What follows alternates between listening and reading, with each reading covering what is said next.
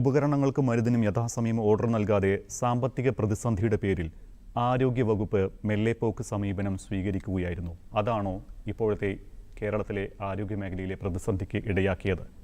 പ്രധാനപ്പെട്ട നമ്മളതിനകത്ത് മനസ്സിലാക്കേണ്ട പ്രധാനപ്പെട്ട കുറച്ച് പ്രശ്നങ്ങൾ. ഒന്ന്, മരുന്ന് ക്ഷാമത്തിൻ്റെ പ്രധാനപ്പെട്ട കാരണം എന്താ? വലിയ രീതിയിലുള്ള കുടിശ്ശിക നമ്മുടെ ഭാഗത്ത് നിന്ന്, സർക്കാരിൻ്റെ ഭാഗത്ത് നിന്ന് ഈ മരുന്ന് കമ്പനികൾക്ക് കൊടുക്കേണ്ടതായിട്ടുണ്ട്.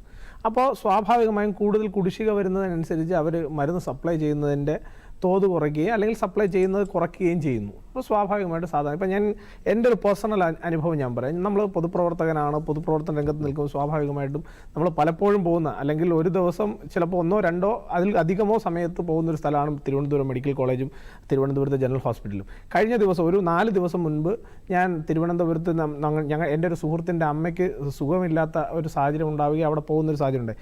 ഏതാണ്ട് 12 13 ടാബ്ലറ്റുകളും മരുന്നുകളും എഴുതിയിട്ട് ആകെ കിട്ടിയത് 2 എണ്ണമാണ്. ആകെ ഒരു 12 13 ടാബ്ലറ്റ് എഴുതുമ്പോൾ, അല്ലെങ്കിൽ 12 13 മരുന്നുകൾ പ്രിസ്ക്രൈബ് ചെയ്യുമ്പോൾ ആകെ തിരുവനന്തപുരത്തെ മെഡിക്കൽ കോളേജിൽ നമുക്ക് ലഭിക്കുന്നത്, അതിൽ വേദനയുടെ മരുന്നുകൾ ഉൾപ്പെടെ ഞങ്ങൾ പുറത്തുനിന്ന് വാങ്ങേണ്ട സാഹചര്യം ഉണ്ടായി. ഞാൻ 4 ദിവസം മുൻപത്തെ കാര്യമാണ് പറയുന്നത്. അപ്പം നമ്മൾ യാഥാർത്ഥ്യബോധത്തോടു കൂടി കാര്യങ്ങളെ കാണാൻ വേണ്ടിയിട്ടുള്ളൊരു പരിശ്രമം നമ്മുടെ ഭാഗത്തുനിന്ന് ഉണ്ടാവണം. യാഥാർത്ഥ്യബോധം എന്ന് പറയുന്നത് അത് ഫ്ലക്ച്വേറ്റഡ് ആയിരിക്കരുത്, ഒരു പക്ഷത്തേക്ക് നിൽക്കുന്നതായിരിക്കരുത്. ഞാൻ വളരെ തുറന്ന മനസ്സോടുകൂടി പറയാൻ ആഗ്രഹിക്കുന്നു. നേരത്തെ ഞങ്ങളുടെ സംസ്ഥാന അധ്യക്ഷൻ വന്ന സമയത്ത് തന്നെ അദ്ദേഹം പറഞ്ഞൊരു കാര്യമുണ്ട്. അതായത് വികസിത കേരളം എന്ന് പറയുന്നത് ഒരു മുദ്രാവാക്യം മാത്രമല്ല. വികസിത കേരളം എന്ന് പറയുന്നത് ഈ സംസ്ഥാനത്തെ എല്ലാ മേഖലകളെയും വികസിപ്പിക്കാൻ സാധിക്കുന്ന രീതിയിൽ ഈ സംസ്ഥാനത്തെ എല്ലാവരെയും ചേർത്ത് നിർത്തിക്കൊണ്ട് വികസനത്തിൻ്റെ ഒരു പാതയിലേക്ക് കൈപിടിച്ചുയർത്തുക. അതാണ് നമ്മുടെ BJPയുടെ സംസ്ഥാന അധ്യക്ഷൻ രാജീവ് ചന്ദ്രശേഖർജി വന്നപ്പോൾ പറഞ്ഞത്. നമ്മൾ ആദ്യം ആലോചിക്കേണ്ടത് ഒരു സംസ്ഥാനത്തെ ജനങ്ങളുടെ ആരോഗ്യം എന്ന് പറയുന്നത് ആ സംസ്ഥാന സർക്കാരിനെ സംബന്ധിച്ചിടത്തോളം ഏറ്റവും പരമപ്രധാനമാണ്. ഇപ്പോൾ ഇവിടെ ഡോക്ടർ SS ലാൽ ആയാലും നമ്മുടെ സഹ പാനലിസ്റ്റായിട്ടുള്ള അദ്ദേഹമായാലും സൂചിപ്പിച്ചൊരു കാര്യം, അക്കൗണ്ടബിലിറ്റി ഇല്ല എന്നുള്ളത് അവർ സൂചിപ്പിക്കും. അതിൻ്റെ ഏറ്റവും വലിയ ഉദാഹരണമാണ് മന്ത്രി തന്നെ പറയേണ്ട സിസ്റ്റം ഫെയിലിയറാണ്.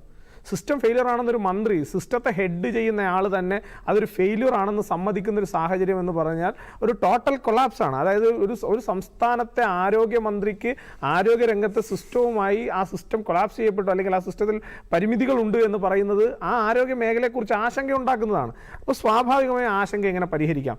ഇന്ന് നമ്മുടെ ഇദ്ദേഹം തന്നെ പറയുന്നുണ്ട്, നമ്മുടെ ഹാരിസ് ഡോക്ടർ തന്നെ പറയുന്നുണ്ട്, ഈ മിഷൻ്റെ ആവശ്യവുമായി ബന്ധപ്പെട്ട് അദ്ദേഹം രാഷ്ട്രീയക്കാരുടെ പുറകിൽ കുറേ ദിവസം നടന്നു, അതുപോലെ ഉദ്യോഗസ്ഥന്മാരുടെ പുറകിൽ കുറേ ദിവസം നടന്നു. ഞാൻ ബ്യൂറോക്രസിയെ വെല്ലുവിളിക്കുന്നില്ല, ഞാൻ നടന്ന് ചെരുപ്പ് തേഞ്ഞിട്ടായാലും ഈ സാധാരണക്കാരൻ്റെ ആവശ്യം നടക്കാൻ വേണ്ടിയിട്ടാണ് ഞാൻ നിങ്ങളോട്, നിങ്ങൾ എന്നെ വേണമെങ്കിൽ സർവീസിൽ നിന്ന് പിരിച്ചുവിട്ടോളൂ, എന്നാലും എനിക്ക് അവരുടെ ദുഃഖം കണ്ടു നിൽക്കാൻ സാധിക്കുന്നില്ല എന്നൊരു ഡോക്ടർ വളരെ നിസ്സഹായാവസ്ഥയിൽ പറയുന്നൊരു സാഹചര്യം.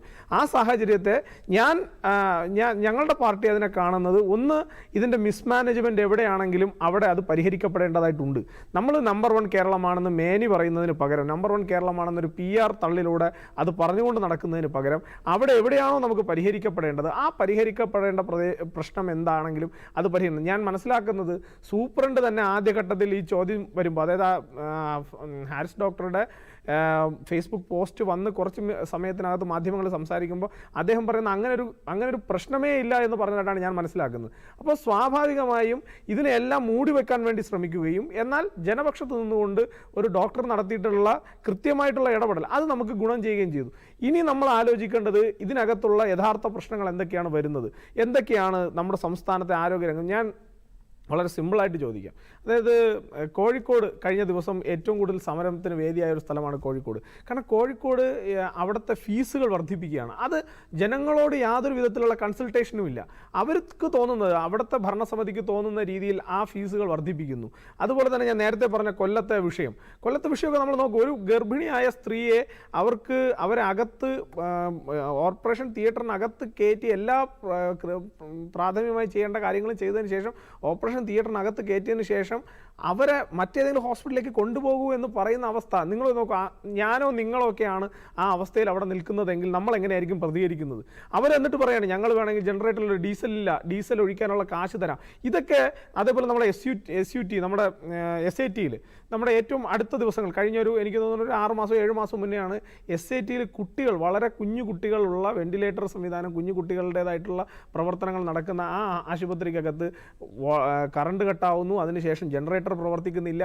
നിങ്ങൾ നോക്കി ഇത്ര അലംഭാവത്തോടു കൂടിയാണ് ഒരു സംസ്ഥാന സർക്കാർ ഒരു ജനങ്ങളെ സംബന്ധിച്ച് ഏറ്റവും അത്യന്താപേക്ഷിതമായിട്ടുള്ള ഒരു വിഷയത്തെ പോലും കൈകാര്യം ചെയ്യുന്നത് എന്നുള്ളത് അത് സ്വാഭാവികമായും അത് ഉയർത്തേണ്ടതാണ്, അത് സമൂഹത്തിന്റെ മുന്നിൽ വെക്കേണ്ടതാണ്, അത് സമൂഹത്തിന്റെ മുന്നിൽ തന്നെ അവതരിപ്പിക്കേണ്ടതാണ്. പക്ഷേ ഇനി സർക്കാർ ആലോചിക്കുകയാണ്, ഞങ്ങളുടെ ഭാഗത്തു നിന്ന് ചില തെറ്റുകൾ പറ്റി, ഞങ്ങൾ ഇത് തിരുത്താൻ വേണ്ടി തയ്യാറാണ്, അതിന് ഞങ്ങൾ എല്ലാ പാർട്ടികളെയും ഒരുമിച്ച് അല്ലെങ്കിൽ എല്ലാ പൊതുസമൂഹത്തെ ഒരുമിച്ച് നിർത്തിക്കൊണ്ട് ചെയ്യാൻ തയ്യാറായാൽ സ്വാഭാവികമായും BJPയെ സംബന്ധിച്ചിടത്തോളം ഒരു വികസിത കേരളം എന്നുള്ളതാണ് BJPയുടെ അജണ്ട. അത് നടപ്പിലാക്കുക എന്നുള്ളത്, അതിന് വേണ്ടിയിട്ട് ഏത് തരത്തിലുള്ള പ്രവർത്തനത്തിനും തോളോട് തോൾ ചേർന്ന് നിന്ന് ഈ സമൂഹത്തോടൊപ്പം പ്രവർത്തിക്കുന്നതിന് ഭാരതീയ ജനതാ പാർട്ടിയെ സംബന്ധിച്ചിടത്തോളം യാതൊരു വിരോധവും ഇല്ല.